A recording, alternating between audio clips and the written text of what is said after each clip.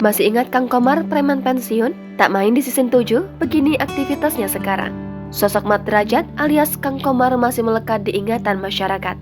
Dalam usia yang sudah tidak muda lagi, dirinya kerap menghabiskan waktu dengan berbisnis jualan makanan. Ia juga kerap memberikan kabar terbarunya di Instagram, bahkan dirinya tak segan untuk menyapa penggemarnya dengan berfoto ataupun video di Instagram. Pria yang sudah memasuki usia 52 tahun itu ternyata gemar berbagi ke sesama.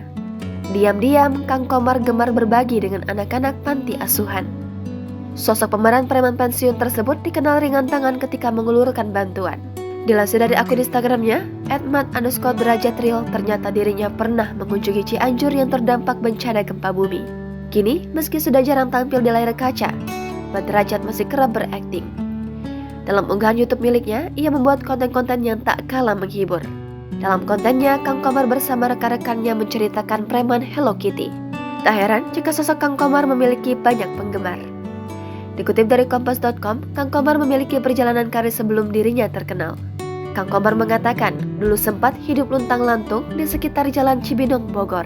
Sampai akhirnya menjadi pemeran figuran yang hanya dibayar Rp30.000 saja. Namun ia tetap bersyukur.